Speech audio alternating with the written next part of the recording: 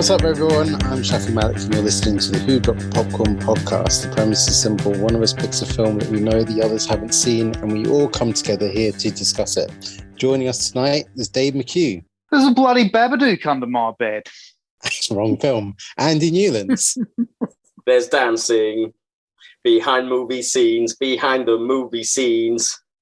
Sadie Rani, she's the one that keeps the dream alive, from the morning past the evening till the end of the night. A brim full of Asher on the 45. Well, it's a brim full of Asher on the 45. Corner shop, nice. Little corner shop reference, yeah. For those of you wondering what that was about. We'll have to mute Dave on that when we edit that, because I don't think it's being time, mate. It's fine. Yeah. Exactly. Jesus. Auto tune. Yeah. I hope it wasn't a Fatboy Slim version, because I prefer the original. The original's better. I prefer the original as well. I think you and I are the only two people in the world that prefer the original version. Yeah, it's much better. And all the way from the somewhat north of England, Kyle Hammond. What's up, sluts? What is it? Hang on. I think I'm so taken aback by that. Here's a warning: we'll be going into heavy spoilers for this film. Moves. So we suggest you watch the film before listening to this. This episode's choice of film is Dave's. Dave has chosen 1994's Clerks.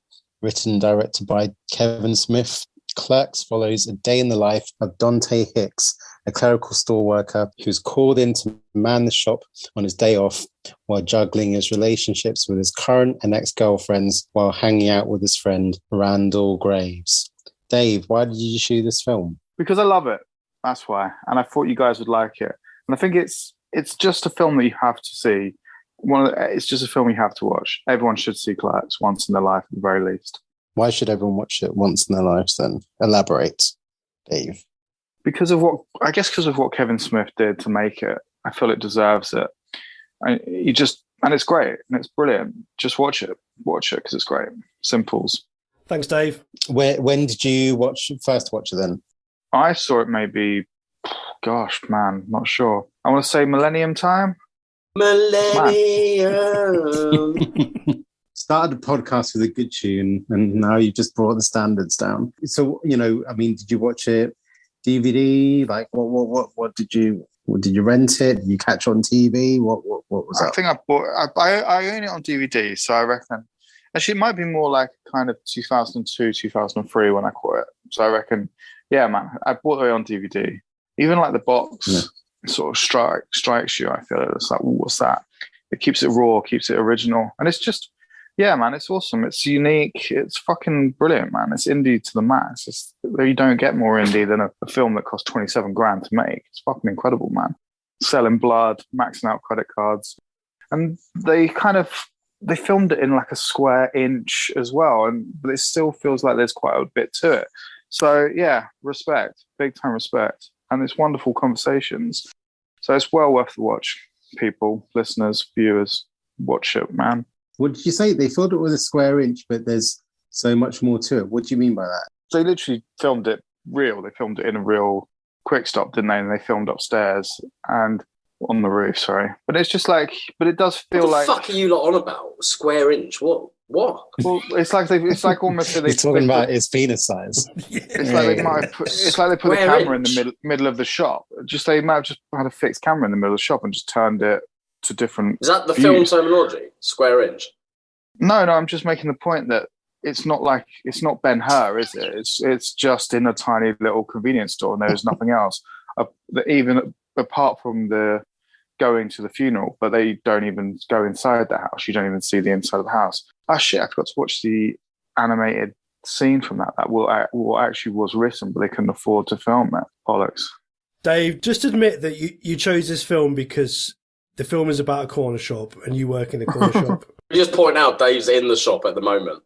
Yeah. Yeah, I am in the back room of the shop. Yeah, so to the viewers, we are recording this at, the scheduled time was 10 o'clock on, is it the 16th of September? Sure Friday, is. 16th of September. And Dave has just closed the shop at 10 p.m. So he's had plenty of story. Plenty of shenanigans have happened to him today. He let someone use the toilet, and then he went inside in and had sex with him. Then he went in and he sucked 37 dicks in a row. Yeah. Okay, great. Thanks for that, Dave. Andy, would you care to recap this film? Yes, definitely. Hey, hey, hey, what's that you say? It's Andy's articulate analysis. All right, so in a nutshell, there's this dude, the clerk, and he's not meant to be working in the shop. And he gets a phone call. I don't know what, he's asleep in his cupboard or something. So I guess he's young. He's like 22. So he's ended up in his cupboard the night before. Fair enough. And he's like, all right, fine. Fucking hell. There's no one else to work. I will work. So he goes to the shop. And basically the whole film is just a series of scenes about what happens to him during the day. The main kind of plot, I guess, if you want to call it that, is his kind of love interest. So he's got a girlfriend, but he thinks he's still in love with this other girl, and the other girl he believes is actually going to get married because he read that in the paper, and then that comes to sort of ends, and then he kind of realizes he does love his girlfriend because Silent Bob says something like about lasagna, which was quite touching. And then lots of big monologues, some funny parts, some bits that are a bit more serious. Randall, his mate, works in like this adjoining video shop, and he comes in and they just have, chats that 22-year-old Americans would have. There's some weird bits where they go to a funeral and they leave because they've knocked over the coffin. And then just, every 10, 15 minutes or so is a little snippet of what's going on in the shop. So it'll range from someone getting a fine for selling kids cigarettes to a guy coming in for a shit who ends up dying because he's had a wank, and then the girlfriend comes in later on and like unfortunately thinks it's the clerk and shags the dead body. It's funnier than it sounds. And then the crazy shit, like accountants on the floor trying to get the perfect eggs. Yeah, it's just some stuff, just chats and stuff happens, big monologues, few laughs, and then he has to work all day because I think his boss ends up going to Toronto or something like that. Vermont, sorry. He was meant to play a game of hockey at 2:00, so they ended up doing that on the roof, and then that didn't last very long. Just an adventure, a corner shop adventure story that for those of us who've worked in retail, we can relate to. For those of us who have been stoners, we can relate to. For those of us who've been young and blokes, you can relate to. And obviously the introduction of Jay and Silent Bob just outside selling drugs. Not so much a story, just a series of interesting events, I guess, in a shop. Absolutely. Nice, mate. Nice. To the American viewers, listeners, just to let you know, when we say the word shop in your term, it basically mean store. So just to to our British viewers, when we say clerk, we mean Clark. None of you can't pronounce that right yet. It's Clark. Was it? Is it? Really? Clark? I thought. Yeah, British pronunciation is Clark, yeah. Yeah, Bank Clark. To be honest, I don't think Brits even use the term clerk anyway. That cunt Dave, yeah. They said it perfectly in this film, Jizz Mopper, didn't they? So. Yeah. Well, that's my real late job. Being married to Liza, I've sort of educated her on, because I used to work in a bank. And, on jizz mopping? That's the thing. I used to work in a bank. We've already done an episode where he talks about mopping for 20 minutes. It was great. I know, 20 minutes. Yeah, that's right, yeah. Mop episode part 2, the return. Return of the mop. It is. I worked in the bank, and it was like the lowliest job ever. And then I used to sort of describe to Liza what it is, just how shit the job was. And I said, I'm just basically a jizz mopper out there. And she was like, what does that mean? And then I had to explain, in the same way that Randall does. But anyway. We've all been there, man. We've all been there. All been exactly. there. So there you go.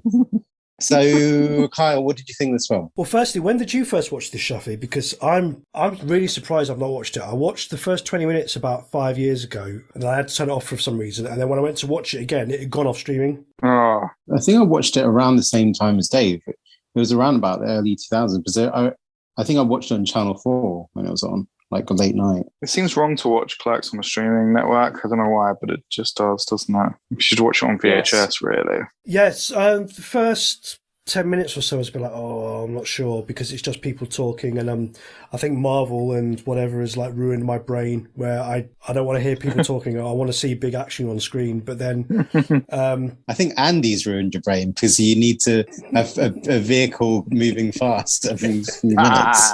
But then when the jokes started coming in, and when to be honest, when Jay first shows up, and that bit's so funny, where motherfucking dick sucking dick pussy, yeah, just dick, like dick. he's just a silent Bob. He's like, I love you, man. Then he's like, pretend to suck his dick. He's like, wait a minute, I'm not a just like, I was crying. I was crying.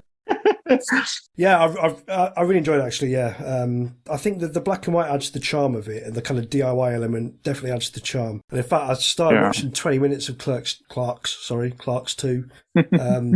Call it Clerks. That sounds so Clerks, wrong. Yeah, that sounds so wrong if you say Clerks, man. Fuck this. I watched the first 20 minutes. minutes. I watched shoe shop, mate. So funny. I watched the first 20 minutes of Clerks 2, and immediately I was like, I like original Clerks better, because it's like, this doesn't work being all big Hollywood production. It definitely suits the kind of the I disagree, black and white. I disagree, but we'll get going. I've not seen the whole thing though, man. So yeah. Anyway. Yeah. But only criticism is that at time it does feel like a table read, especially the Randall character. He's clearly just kind of reading his lines, where I think the other characters have maybe had a bit more free reign. Maybe they're more confident that they could take it their own way and ad-lib maybe slightly. But yeah, other than that, really enjoyed it, yeah. Nice. Cool. And how about you, Andy? I mean, what is your sort of full-fledged opinion of the film? All right, so basically it's been up and down and round like all the time since I watched this movie. So for context, I just got to say this to the viewers, it was fucking hard to fit this movie in to watch this week. So like I was watching it under insanely stressful like situations, kids trying to watch it, wasn't calm. I wish I would have just had the time to watch this film in one go. So I've put all that to bed. It doesn't matter. So I'm just going to talk about the film itself. So a bit like Kyle, when I first started watching it, I was like, oh my God, like what the fuck is this? Like when the clerk was having, what's the main character's name? Sorry, is it Dante or something? Dante. Yeah, so when Dante is basically having an argument, he's just having an argument with his missus for like 5 minutes. I was just like, fucking hell, like this is not, please don't let this be blood simple again. Just endless monologues, endless talking. Like I don't need this. But what I've concluded, and Dave sort of nailed this, is I just think fucking fair play that this movie exists. It's just like fair play. I can't really get past that. I like the fact that these guys just had no money and made something like this. Like, because I'm upon reflect, like there's loads of problems I've got with this film, right? But I need to just remember this. They haven't got £100 million, so fair fucking play to them what they've done here. And yes, Randall's acting is pretty fucking shit at parts. Yeah, it is. And, it's not great, yeah. You know, I could imagine a lot of Stone's young 20-year-olds like writing some of the scenes. So that funeral scene where they go and knock over the casket, you know, I can imagine them sitting in a room and like just writing that sort of thing. So there were lots of it that I didn't find that funny, but I think I would have got more out of this film if I would have watched it as my 20-year-old self. Yeah, so 100% agree. Watching it right now, and this is no disrespect to anybody, particularly the film, but as a just becoming 40-year-old bloke with 2 kids and all the rest of it, I almost felt like I'd outgrown a film like this, like all the pussy jokes and all the rest of it. Which is why I think Clerks 2 would probably work better. I think. Yeah, well, that's and not the same level as I got from mid-90s. But Dave, before I watched this film, said something really, which was quite good. He was like, pretend it's 1994 when you're watching this. So, you know, that's spot on that. Like, if I would have watched this as a teenager, I would have fucking loved this movie. I would have laughed. I would have told everybody about it. I remember when I watched Freddy Got Fingered. If I watched Freddy Got Fingered now, I'd be like, what the fuck is wrong with me? But at the time, I remember being at parties singing Daddy, can I have some sausages? Over and over and over again because I thought it was funny. Man, the backwards man. I know. Yeah, you really did ruin my dinner party. Oh no, sorry about that. The casserole was nice. So yeah, you know, it's definitely a film I'm glad I watched. You know, yeah, lots of jokes that didn't, you know, I'm not laughing out loud, but I kind of respect the fact that these guys wrote, you know, the script is, you know, I'm not blown away by it. I think it's good. I think it's, you know, well written for it, but when I was reading it, I was remembering just a load of stoners that I used to hang out with, and it was clearly written, you know, whilst people were sort of under the influence of certain things, but I can't really fault it that much. And I also like the fact, like, you know, Randall kind of is, in a weird way, just expresses some teenage anger that certain people have when they go into the workplace, and you're like, fucking hell, is this actually my life? I did get a lot out of it. I can't really slate it, but I'm probably a bit too old to enjoy a film like this now, I think. I agree with what you're saying about I've enjoyed it more 20 years ago, whatever. Especially the scene when they're talking about the Death Star and Star Wars. That was a point where nobody gave a fuck about Star Wars, apart from the diehard fans. So we'd have been like, oh, wow, they're talking about Star Wars. Yeah. Whereas now, Star Wars is just fucking everywhere, which is why I really hated that fucking scene in Free Guy where he gets the lightsaber. I'm just like, 20 years ago, I'd have loved this. Now, I'm just so fucking done with all this that I don't want to see it. But Star Wars, I disagree with the whole nobody gave a fuck about Star Wars. Well, but it wasn't. It was just it was probably at its lowest point. Yeah. I know. I don't think that either. I think it was still sort of like a special. There was a generation that was raised up on that, so they were still looking at it with sort of doughy eyes of nostalgia. It's just that you didn't go to the shop and get Star Wars shampoo or get Star Wars. Yeah. That's my point. No. What I'm saying is, it was probably the first time it was brought into like a modern context. So that's probably what made it refreshing, to be honest. Any toy shop now, it's just all Star Wars. But are you saying you'd get more at that scene 20 years ago? Yeah, because Star Wars is everywhere now. You go to a pound shop, it's Star Wars fucking shower gel, Star Wars this, Star Wars that. Whereas when we were younger, it wasn't really, was it? It's funny you say that because I don't know whether Clerks 3 is out this weekend or is in America or whatever, but it's got like a real sort of whopping by the critics, and a lot of people are saying that apparently that film opens with like a monologue about like the Mandalorian. The criticisms are like, fucking hell, Kevin Smith, are you not going to outgrow this fucking, like, it just feels tired, this whole like stuff, you know, bring up Star Wars in your films. Where I think it probably worked in that context before was back in 1994. Even the prequels weren't out by that time. So the thing is that people were sort of looking at the holy trilogy as like, it was still a cool thing to talk about. I want to convey as well, like, especially about the cool thing, like, is I remember being at school, and Shafi, I did some projects with you where we went out and we had to make a little video of this, that, and the other. And we've done school plays where we were like, you know, Red Dwarf, and I've done a few videos with JP about like the war and stuff. So porn. I just need to reiterate. Yeah, I'm sure you did some videos of JP, mate. No, here we go. Just fucking got major jealousy of JP. But I just want to reiterate how like fair play. I know, you know, but you can criticize and all the rest of it. But like, less than 30 grand, fair play that they got this, and it did as well as it did outside the Hollywood machine. Like, I don't want to put anyone off like trying to fucking do this, like, because I wish I had the balls to go and make something if I made something as half as good as this, I'd be showing you guys all the fucking time. But also, that's just a key point I want to make. Kevin Smith was working in the shop in the day, and they filmed it at night. Yeah, that's the reason the shutters were down, broke, because you could see it was night time outside. That's mental, isn't it? He was getting like 2 hours sleep a night, and they were saying it was filmed in black and white, and there was a rumor going around that it was because it was the security camera was filming it, and then Kevin Smith was like, "Oh yeah, that was the idea. It was meant to be like," but it never was. He just had no money. So it's funny that even when he sold the film to Harvey Weinstein Miramax, and when he sold it at the film festival, like, he basically, at the end of those first Q&As, he said, "Oh, by the way, I've got to go back to New Jersey because I've still got my job to go back to, which is kind of running the shop." So he was still running the shop. He was still working in the shop at the time when the film was released and stuff. I'd love us to make Clerks in the corner shop. Like, if we just sat down for the next 6 months and each wrote 2 scenes that were 10 minutes long, like some crazy customer comes in or whatever, and then Dave's the main character in the corner shop, and see what we come up with, and then like not reconcile. And Andy works next door in the bank. Yeah, I work next door, but it's not a video shop. It's a private equity firm. But yeah, man, I'm not. So you just get bored in the same way Randall does. But you just come in to see me. But yeah, I think you should wear a suit. I want you in a full suit for this. I'll wear a suit and then slag the clients off rather than the video shop people. It's mad, and we can just use an iPhone 14 or whatever the fuck. It's incredible, isn't it? Fine. Make it for nothing. We'll make it for nothing. You need to get involved in this as well. You have to change your clients' names, Andy. You'd be like, that guy. Christ. Shafi can be the taxman that comes in and gives us all a fine.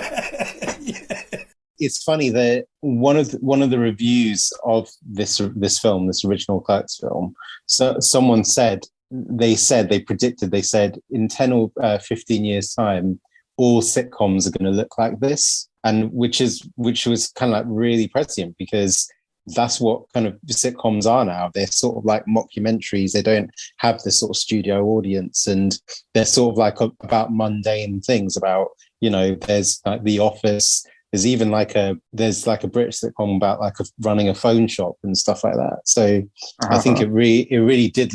I mean, it laid the blueprint for a lot of things, not just like the format of kind of like, people in sort of mundane surroundings and not having conversations. It's like Modern Family, Parks and Recreation, they were all that kind of stuff. Yeah. Brooklyn Nine-Nine as well. But also even the sort of like the sense of humor, I think the sort of Judd Apatow stuff, like Seth Rogen stuff, I think they'd be lying if they said that Kevin Smith didn't influence them, because I'm pretty sure, as I said, this sort of was the prototype for all that stuff. I mean, they use kind of like, pop culture references as well and stuff like that. I mean, I think that it laid the blueprint for a lot of stuff. But Kevin Smith sort of said Pulp Fiction was an inspiration as well, which is mad considering that was the same year.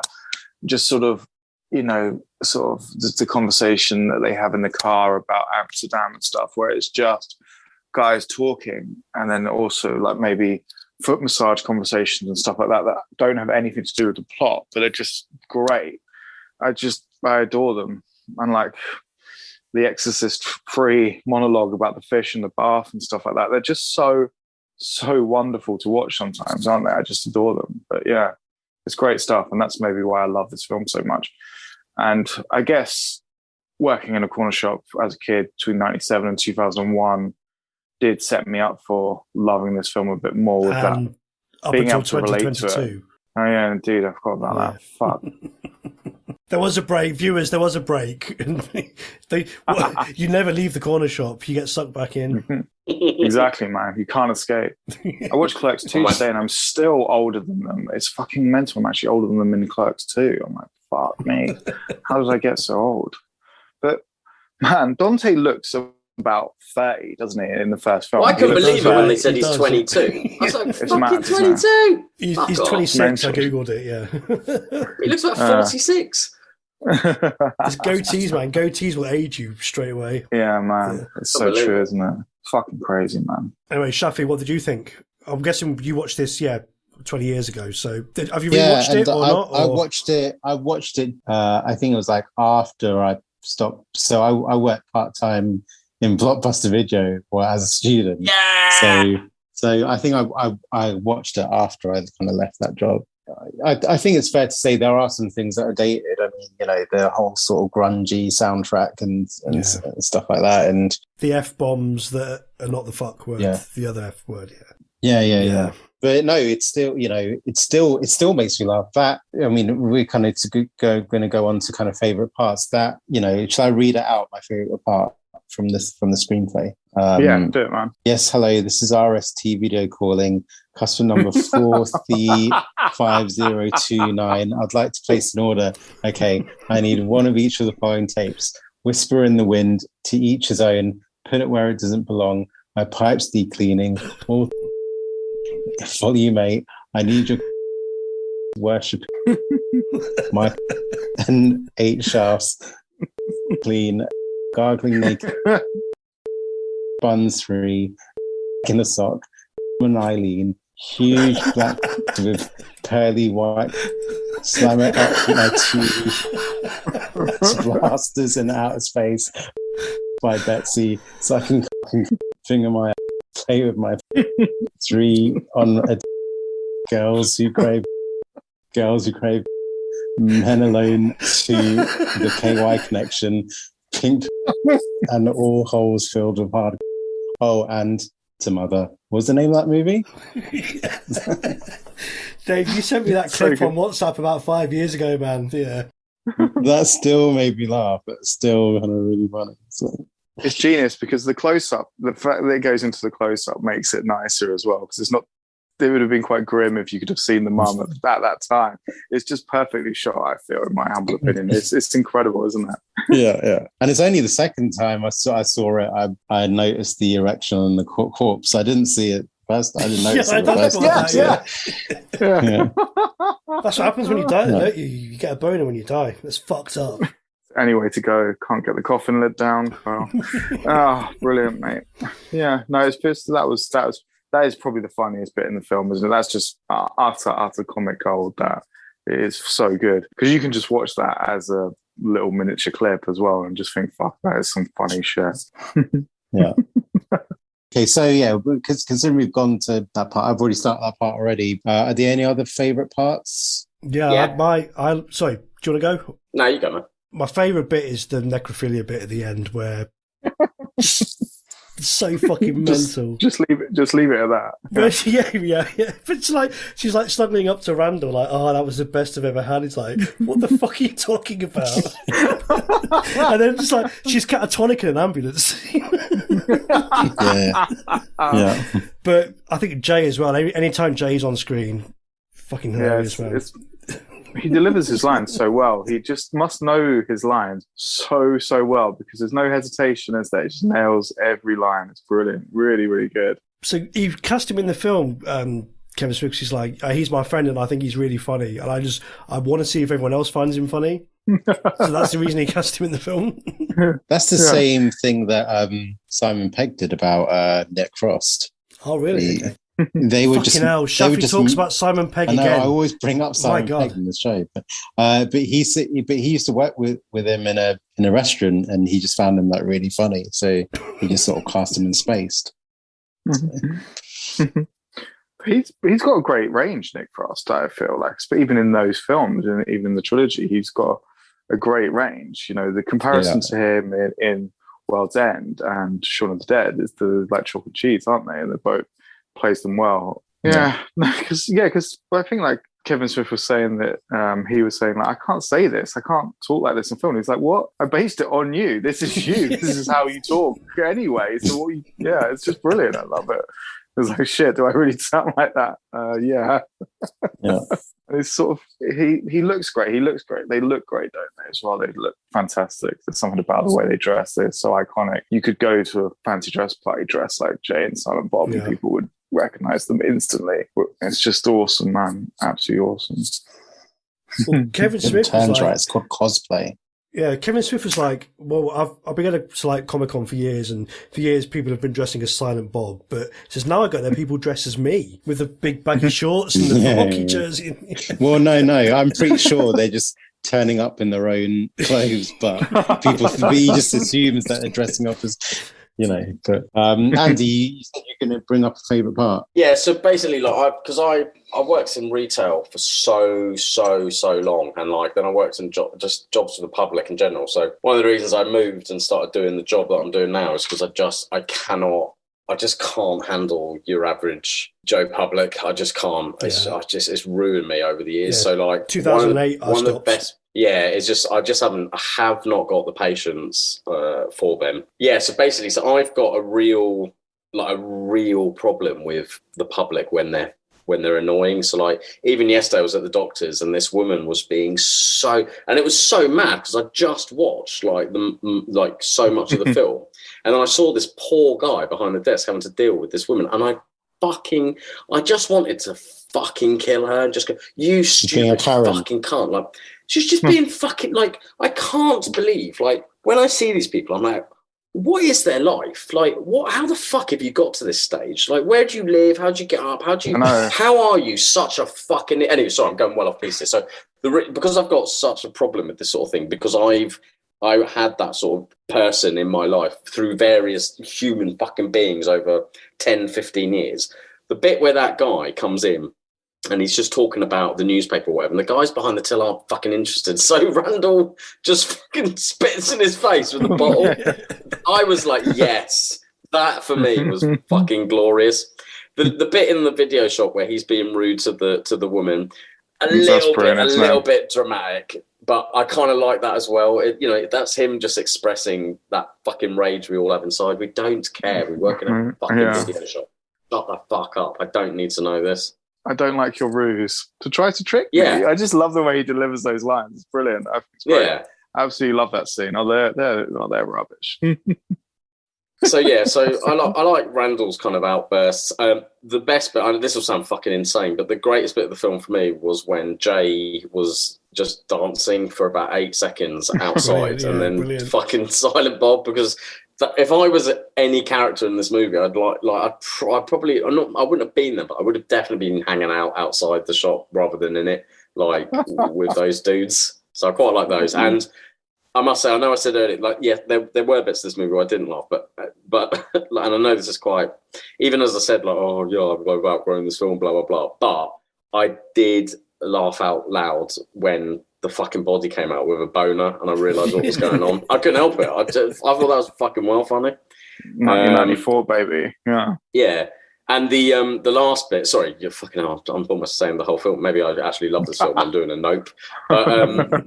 But when that accountant just come in and just completely fucking lost his mind and was just smashing the eggs and stuff, like I quite like that. And I liked the fucking commentary, the bit about the milkmaid, because we've all had that stupid fucking bitch who comes in and is just a dickhead. So that's her. That's the fucking milkmaid right fucking there. So.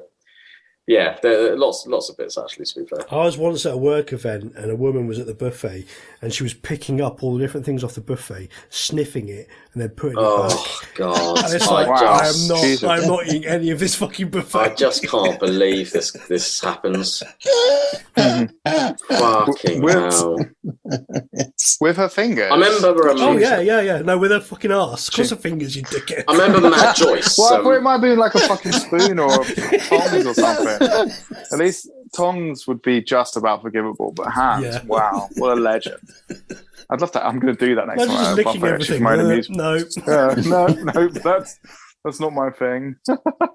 When I used to work at the corner shop, Mad Joyce came in and she fucking came to the till. She had a pack of 4 Duracell batteries and she opens the pack in front of me, put 2 on the counter and said, I'm only paying for these 2 because I only need 2. That's fucking hell. Like, what the... Well, yeah, that's the madness, isn't it? But that's... I think things like that and just dealing... Like, I was honestly like, fucking hell, am I going to have a mental breakdown? I remember you worked in the corner shop, Andy. Yeah. It was, what was your shift? I worked in...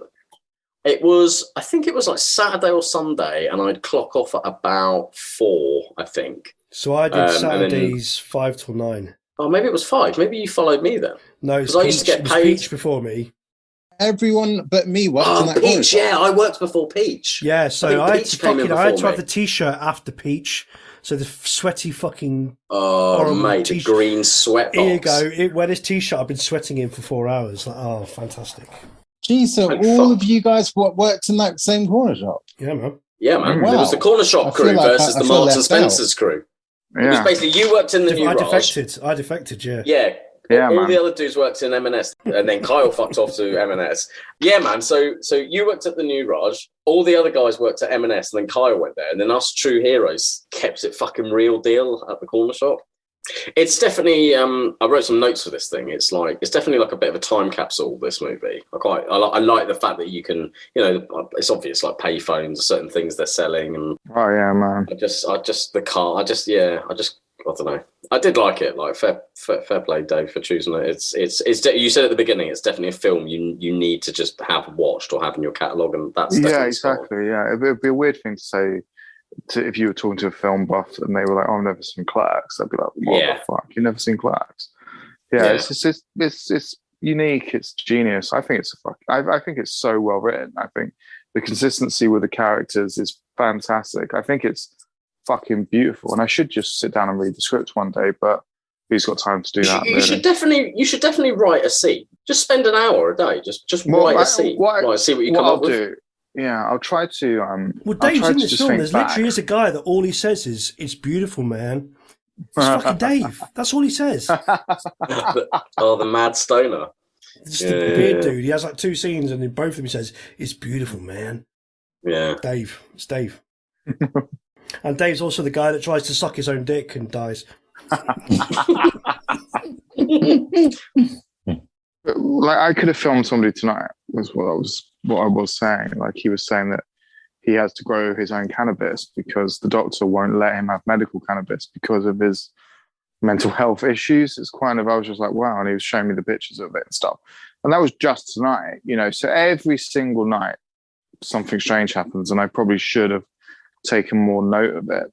There's interesting characters that I could even ask to. It'd be hard to get them to play this role, though, I guess. What other Kevin Smith films has everyone seen then? So, Dave, what other Kevin Smith films have you seen? I've seen them all, really, bar Clerks 3, I'd say. There's probably... Have you seen like Yoga Hosers? You've seen Reboot? Chainsaw Bob Reboot? Oh, yeah, shit, no, sorry. Let's call it 66%. Okay. Yeah, I have. Yeah, sorry, actually, that was outrageous. I forgot about some of these films, yeah. How about you, Kyle?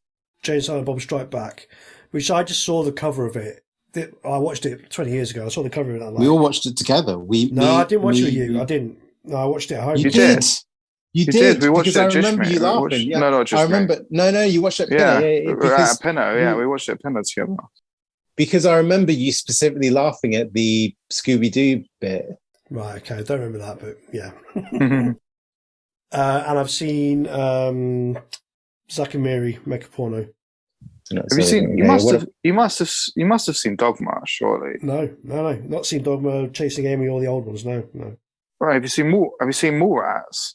No. Have you seen Mallrats? No. How about you, Andy? What other Kevin Smith films have you seen? Tusk, I've seen, which That's is such a random choice. Mental. I remember you. Why did you watch messaging me straight after you saw Tusk.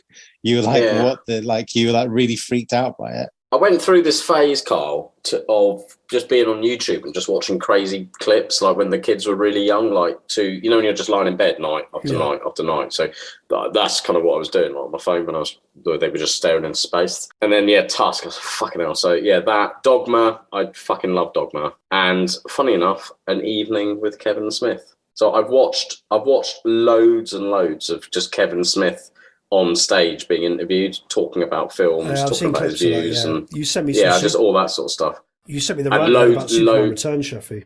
Yeah, that's fucking amazing, that one. And like all his Star Wars, I don't know, don't get me wrong, he is like, he did an interview the other night on the Late Show, him and Jay actually, and it was awful. It was like, oh no, this guy, because he almost died like recently. Maybe recently is the wrong word, but like, so he's lost a lot of weight and stuff, but he's just, I don't know, he's kind of like that. Like the interview I watched last night, I was like, oh dude, like you're not 16. It was a bit weird, but he really is the opposite of Silent Bob, isn't he? He fucking talks forever. Well, that's what Stephen Colbert said. Stephen Colbert asked him one question. It was 12 minutes.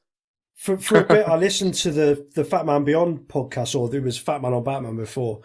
Not because I was a fan of Kevin Smith, but just because I like Batman and comics, like Marvel and DC and whatever. But yeah, during the pandemic, I kind of tuned out of it because it went on Zoom and the quality was like really bad quality audio. Like, I know. Way worse than us. Who would listen to a podcast with shitty quality anyway?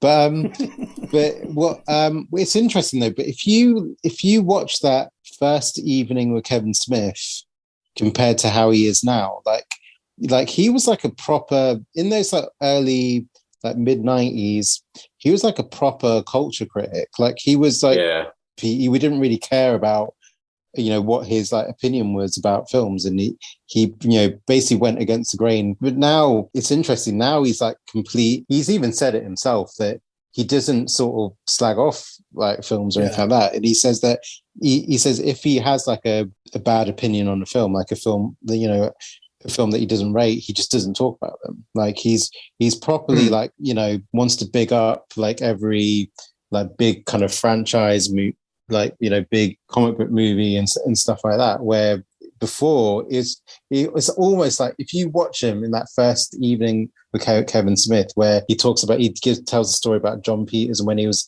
developing his own Superman film and when he was like working with Prince and stuff like that, like even the tone and the way he talks is completely different to how he talks now. They're almost like different people. Yeah. I mean, so Dave, what would you say are your like favorite? Is Clerks your favorite out of the whole lot then? Yeah. Oh yeah. Yeah. It's the max. Yeah. So I was sort of big into Clerks, Dogma, Chasing Amy. Mallrats is okay. I don't mind Mallrats. And I did like Jay and Silent Bob Strike Back. That amused me greatly, especially at the time. But yeah, I guess I saw Zuckerberry make a porno, and I didn't even know it was anything to do with Kevin Smith. I saw that once, and I wasn't too impressed, but I certainly need to give that a second watch. And I watched Clerks 2 today, which was really nice. And as you said, it's sort of heartfelt, which was the first time I felt I'd seen a Kevin Smith heartfelt film.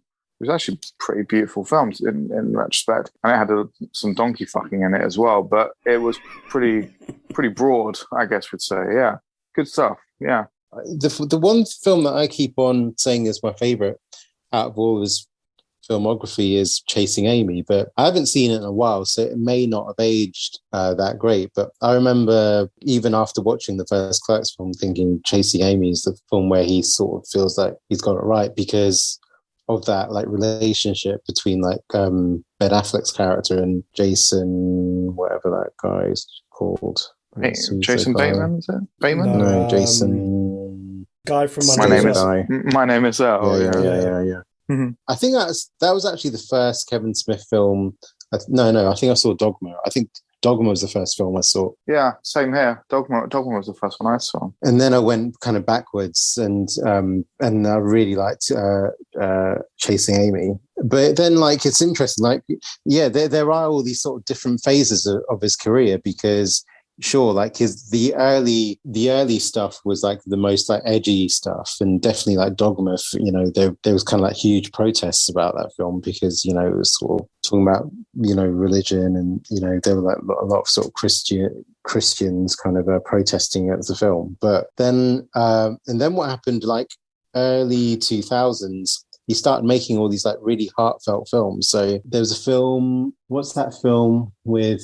Ben Affleck and J-Lo dies at the beginning. I can't remember now. Jersey Girl. So Jersey Girl. So that's like a really sort of heartfelt film. It feels a little too saccharine, but it's still quite. It's got like a lot of heart, and so there's that, and also you know Clerks 2. You know that's like a really kind of sweet film. It's very tonally different to the first Clerks. Yeah, but now what's happened is he's got to this sort of later stage where he's just sort of making films for like knowing full well that no one's going to watch them and just makes anything like as Andy pointed out, Tusk. But Andy, so what is your opinion of Tusk? It fucks me. It's fucked me up to this day. Like I still cannot believe that he's just there in the fucking seal sanctuary or whatever the fuck, like, and the missus comes to see him with the boyfriend. Like, sometimes I have nightmares about when he's in the water and he sees all the other, like, the pre-Mr. Tusks that didn't quite make it. It's, and Johnny Depp, like, what the fuck is going on there? Like, so, I don't know. I don't want the viewers to go through the trauma I've had. Maybe nobody watch Tusk and just donate to Kevin Smith's GoFundMe page instead. But that film was just like one big joke, though, isn't it? Yeah, but it's because isn't it that he saw some sort of ad? No, Kevin Smith wrote it based on an ad that he found. Is that right? I don't know. I don't know why the film was made. You hear him like tell the story in the credits or something. I can't remember now. It's been a while since I've seen it, but. God knows. I just remember crying at the end when he was feeding him the fish and think, what the fuck? Like, yeah, and Andy was like furiously like messaging me after he saw that film, like traumatized. The biggest thing that's ever I I can't remember which interview it was for Kevin Smith. Maybe it was a Superman one, but he was like, Kevin Smith was trying to write a Superman movie or something, and he went to this massive Hollywood producer's house, and like John Peters. This guy, wow, holy fuck, John Peters, and he was trying to get him to put a mechanical spider in every movie Kevin Smith was going to do, blah blah blah, and then it turned out like that's the reason this guy, his 2-decade obsession is the reason why Wild Wild West had a mechanical spider in it. Is this maniac's like it's mental how these powerful lunatics get their way. Dave, if you've not heard that story, look that up on YouTube. He tells the whole story about developing. Basically, the Tim Burton Batman film, the Tim Burton Batman film that was going to star Nicolas Cage. He was tasked to write that Superman film. Has anyone else got anything to say about this? Well, it's never me or Dave, so just probably ask Kyle. No, not really. Just the only thing is, yes, Randall broke the bro code, man, didn't he? By telling Dante's girlfriend that he wants to split up with him. Yeah, but he might have been doing. He might have thought he was doing him a favor indirectly. Randall, for me, I don't want to go too deep into this, but like he was a little bit like a visual representation of what sort of angry young men can do. Like he'll just fuck over his mate to go like get his bird or whatever. Like so, I think there's a bit more to Randall than just a. But his later film Chasing Amy is all about that. Like he basically Ben Affleck's character falls in love with someone who's a lesbian. And then they end up sort of having an affair, but then he's a co-creator of a comic book, and the person who's the inker of that comic book is his like best friend, and there's sort of like conflict between the best friend and his girlfriend, and it's quite like that. So Clerks. Have you got to get the bus? Go and watch it. It's already 11:20, isn't it? I can still make it. If we just do the one-word reviews now, I'll make it. Yeah, let's wrap up. Yeah, let's wrap up. Yeah. All right, one-word reviews. It's the one-word review. The one-word review. The one-word review from us to you. Except for Dave, who says, it's the best. Okay, so let's go to one-word reviews. Let's start with you, Kyle. What's your one-word review? Reel to reel. I like to move it. Dave, what's your one-word review? Gritty. God.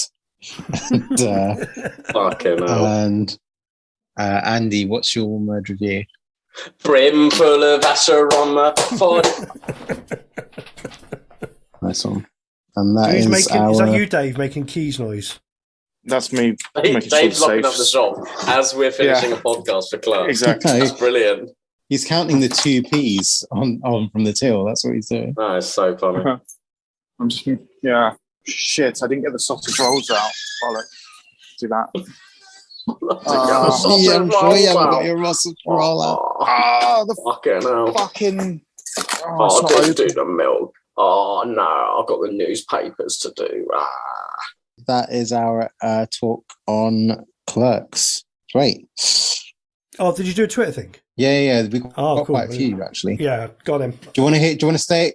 Okay, so right. Oh, we've got one more as well. Okay, so yeah, we asked a question to Twitter. Or thank you to all those people that have got back to us. So Larry from the Real Early podcast, if you guys want to check that podcast out, it's a really good podcast about asking these sort of film fans how they first got into films. Check it out. Real Early podcast is an REEL. So his Twitter handle is at @H55, and he says, seminal filmmaking for me, a comedy that spoke to me and my generation. Nothing felt more real and absurd quite like it at the time. And our good friend Andy Gorham, like the sweetheart of Twitter, says, the movie that introduced us to Kevin Smith, huge fan of his work. And while some of the acting is a little off, it's a total indie film with great dialogue, memorable characters, and dare I say, a voice of his generation and writer-director Kevin Smith. Patrick Bartlett says, I don't have enough characters to give all my thoughts on my favourite film, but I can say that it did have the opposite effect of what I now believe was intended by Smith, in that I very much wanted to be a clerk based on seeing this as a 12-year-old. Not as fun as advertised. Tom at Cyber Chef, fellow Sheffielder for Kyle, he said, my first Kevin Smith film, and I discovered it in my teens, became an instant favourite of mine, and it's a go-to film for me when I need a pick-me-up. At the Film Strip Podcast, thanks for getting in touch, at Film Strip Pod, it's one of the reasons why I worked in a video store, which was definitely busier than RST, but also still kind of fun. So there you go. So thanks for all those people that have commented on the film. We really appreciate it. Now it's time for Kyle to choose the film of the next episode. So, Kyle, please let us know, what's our next film? Palm Springs. Andy Samberg film. Yeah. Andy, I recommended that film to you. Do you remember? Have you seen it? No, I haven't. Okay. Sent me a text like maybe 3 weeks ago saying you should watch this with Jen because I was about to watch a film with her. Oh, wow. Okay, so I watched this when it came out, and I've been meaning to. But I didn't watch it. We never got around to it. I think you'll like it, Andy. Palm, what's it called? Don't Google it. Just watch it. No, but what's it called? I'm just writing it down in my notes. Palm Springs. Because is it 2020? I thought that film was like last year. It's not what I thought it was going to be when I watched it. Can I watch it with Jen? Oh, yeah, 100%, yeah. Yeah. It's been a while since, because Jen stopped watching films for me now, because it's a random, like every 4 weeks, she's in Shafi's Choice, and it's like, fucking hell, like, what the fuck? Like, I put her off films, like, in total, like, she's never going to watch any film again. So, Kyle, would you care to send us home? Sure, yeah. Please get in touch with us. Send any questions, comments, praise, hate mail, or one-word reviews to the Popcorn Postbag at whodroppedthepopcorn@gmail.com. Or follow, harass us on Twitter at whopopcorn, or on Instagram and TikTok at whodroppedthepopcorn. You can also leave a review on your podcast app. And please remember to like and subscribe. People won't get this joke because it's all being edited out, but anyway. Gotta subscribe. You've been listening to Who Dropped the Popcorn. We really appreciate it. See you soon. Bye-bye.